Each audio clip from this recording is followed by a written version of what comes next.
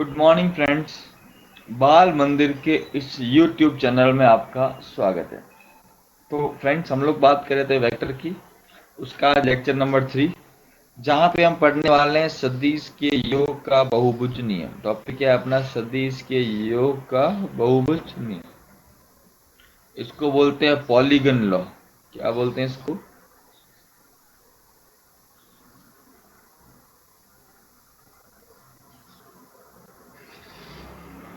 Polygon law of vector addition.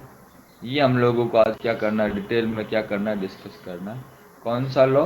Polygon law, जिसको अभी हम एकदम डिटेल में समझने वाले हैं। क्या बोलता है लॉ? जब हमें दो से अधिक सदिशों को जोड़ना है। कितना? दो से अधिक। तो ये नियम काम है। जैसे यहाँ पर नीचे देखो, डायग्राम दिया आपको, पूरा क्लियर दिया हुआ है। आप देखोगे नीचे आपको दिख रहा है क्लियर। ठीक है। जैसे हमारे पास एक सदिश है ए सदिश, ये सदिश है बी सदिश, ये सदिश है सी सदिश, ये सदिश, और ये सदिश है ये सदिश। इनको जोड़ना है। तो इनको एक बहुभुज के क्रम में लिख लिया। यहां से स्टार्ट किया। सबसे पहले मैंने क्या लिखा? ए सदिश। क्या लिखा सबसे पहले? ए सदिश।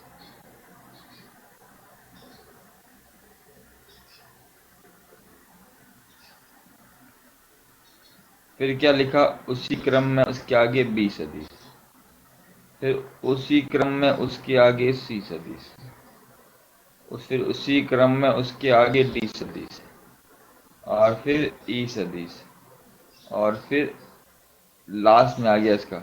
अब यार ध्यान क्या रखा है, आप इसको देखो, ये इस दिशा में है। किसमें? इसमें। इसको मैं सीधा सीधा यहाँ लाया हूँ। मैंने आपको बताया था सदिशों को समानांतर स्थानांतरित किया जा सकता है। इसको देखो, ये और ये एकदम समांतर है, ये और ये दिख रहा होगा। ये बी और ये बी, दिशा देखते जाओ दोनों की। ये सी और ये सी, ये डी और ये डी, ये ई और ये ई। अब क्या है, यदि सदिशों को एक बहुभुज की n-1 भुजाओं, कितनी? n-1 भुजाओं द्वारा निरूपित किया जाए एक ही ऑर्डर में, तो जो अंतिम भुजा होगी विपरीत दिशा में, वो सबका क्या बताएगी? योग r बराबर a सदिश प्लस b सदिश प्लस c सदिश प्लस d सदिश प्लस e सदिश। क्या बोलते हैं?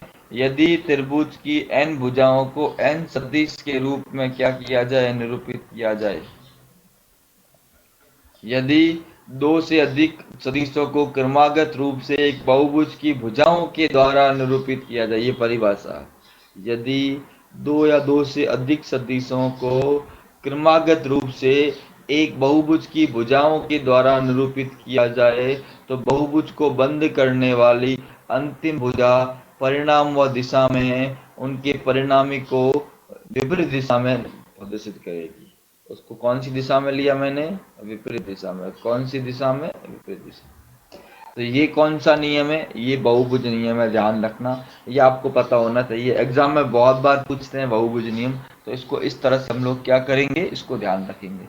इस पूरे नियम को आपको इस तरह से इसको समझना है, इसको ध्यान रखना है, इसके बारे में सारी चीजें आपको कंफर्म होनी चाहिए। देखो, अच्छे से स्क्रीनशॉट ले लो इसका।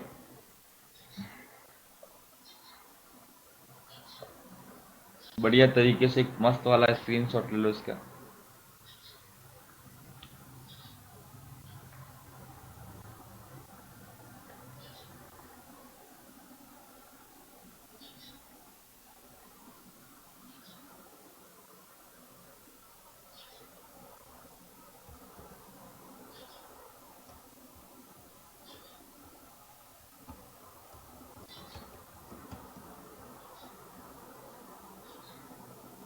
इस चीज का स्क्रीनशॉट लो, डायग्राम का।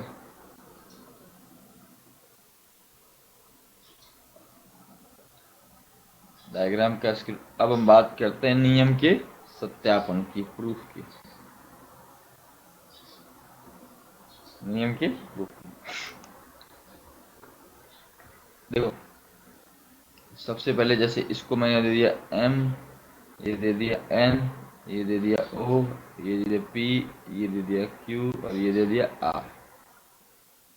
ठीक है, अब हम देख रहे हैं, सबसे पहले तरबूज ले रहे हैं MNO। अब NMO ये A सदिश है और ये B सदिश है, और ये इसके विपरीत कौन सा है, OM सदिश है, MO सदिश। देखो इधर नीचे दिया होगा, जैसे आपको पूरा मैं आपको प्रूफ करके बता रहा हूँ।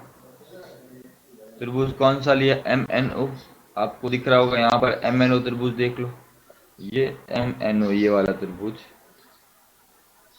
ठीक है ना, इसको मैं इधर, ये वाला तरबूज, ये वाला। अब दो भुजाएं दो सदिशों को निरूपित करें तो तीसरी भुजा विपरीत दिशा में उनके परिणामी को व्यक्त करेगी। तो देख लो इधर क्या हो जाएगा, MO बराबर A सदिश प्लस B सदिश। आपको दिख गया सीधा, कहां से आया ये, सदिश योग के त्रिभुज नियम से। कौन से नियम से, त्रिभुज नियम से। ठीक है, तो ये आ गया। उसके बाद कौन सा त्रिभुज लिया है, MOP। कौन सा त्रिभुज, MOP। देखो MOP कौन सा है,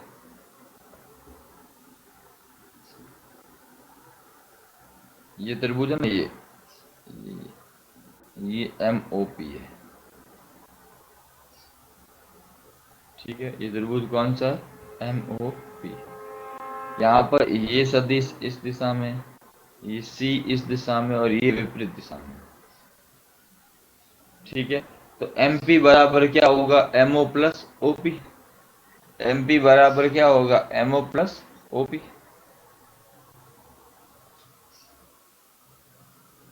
MP बराबर MO प्लस OP। और MO कितना है, अभी देखा A प्लस B, और ये कितना है C। तो आपका क्या आ गया, MP बराबर A plus B plus C। क्या आ गया, MP बराबर A plus B plus C। ठीक है, फिर हम बात करें त्रिभुज MPQ में। कौन किस में, MPQ में। देखो MPQ में क्या बता रहा है आपको, कौन सा त्रिभुज है, MPQ। इसके लिए हम, ठीक है, अब मैं इसको इरेज कर रहा हूँ वापिस।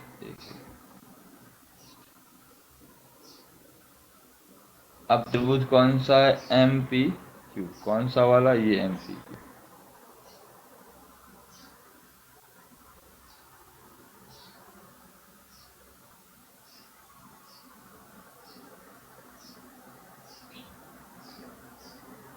ये दिशा इधर, ये इधर और ये इधर, MPQ।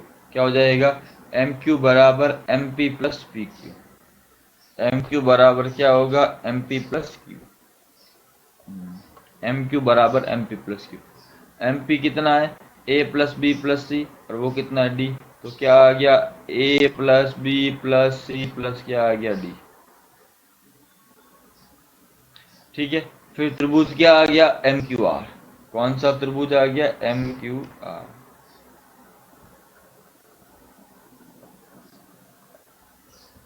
कौन सा त्रिभुज है, MQR। फिर लास्ट वाला एक त्रिभुज है MQR, ये वाला।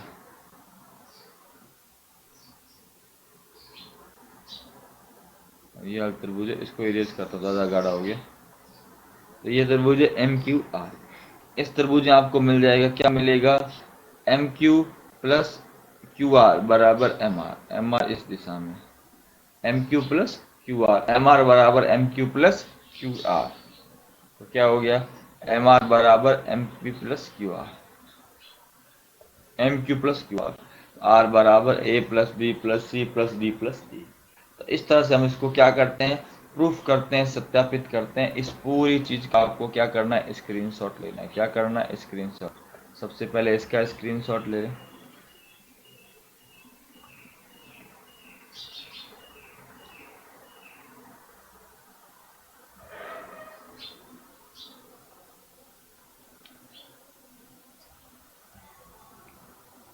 बढ़िया तरीके से इसका स्क्रीनशॉट ले लो, मस्त वाला। ये हो गया। नीचे नीचे वाले का पूरे का स्क्रीनशॉट ले लो, ये पूरे पेज का।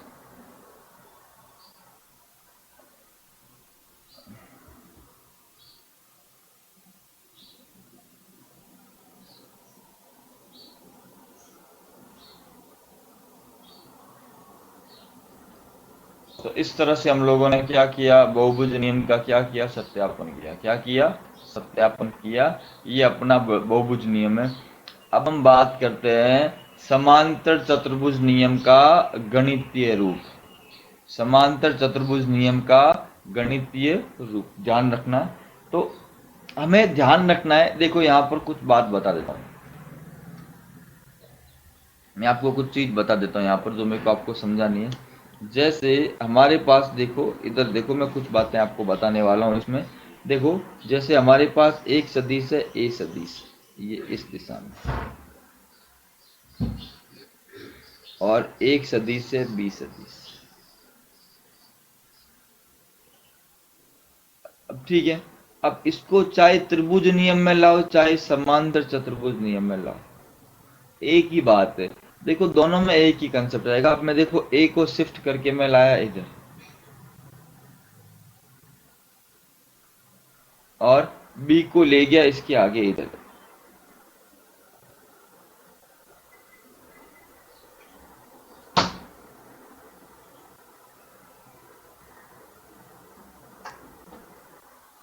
ये ए सदिश और ये बी सदिश। अब जब मैं इसको इससे मिलाऊंगा, ये क्या आएगा आपका आर, आर सदिश बराबर ए सदिश प्लस बी सदिश।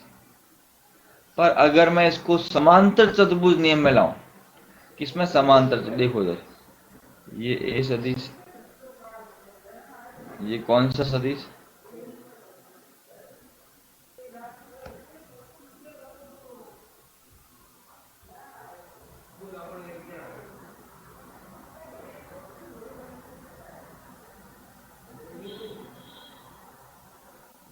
थोड़ा सा लाइन सीधी नहीं हो रही, एक सेकंड।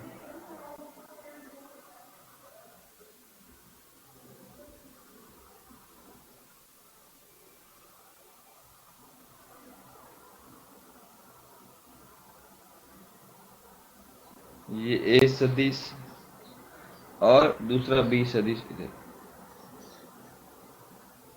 ये कौन सा बी, ये क्या बन गया,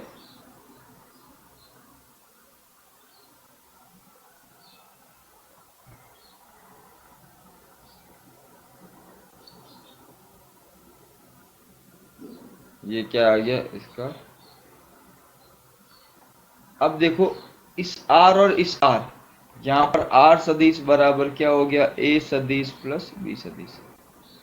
दोनों ही केस में आर देखो एक जैसे हैं।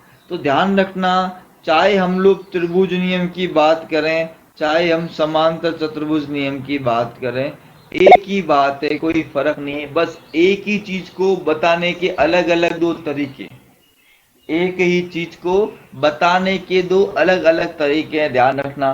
तो जब इनका गणितीय रूप आएगा तो फॉर्मूला क्या आएगा, एक ही आएगा, क्योंकि दोनों चीजों में खास कोई अंतर नहीं, खास कोई डिफरेंस नहीं है। एक ही चीज को अलग अलग तरीके से क्या किया जाता है, बताया जाता है, पर the both the things are same, दोनों में ज्यादा कोई डिफरेंस है नहीं, ध्यान रखना। तो ये कंसेप्ट को आपको ध्यान रखना है, इन दोनों में खास करके कोई डिफरेंस है नहीं, दोनों एक जैसे हैं, बस उनको बताने का तरीका अलग अलग है। तो जब मैं इनका गणितीय सत्यापन करूंगा ना, तो चाहे त्रिभुज नियम हो चाहे समांतर चतुर्भुज नियम हो, गणितीय सत्यापन में कोई दिक्कत होगी नहीं, सेम ही होगा गणितीय सत्यापन दोनों का। देख लो इधर, अभी मैं आपको यहाँ गणितीय सत्यापन करने वाला हूँ, बताने वाला, अगला टॉपिक वही है अपना, इसलिए मैंने आपको ये बताया। तो चाहे इसको ध्यान रखना, चाहे त्रिभुज नियम हो चाहे समांतर चतुर्भुज नियम हो, बोथ थिंग्स आर सेम, एक ही बात है, दोनों में कोई खास करके अंतर है नहीं।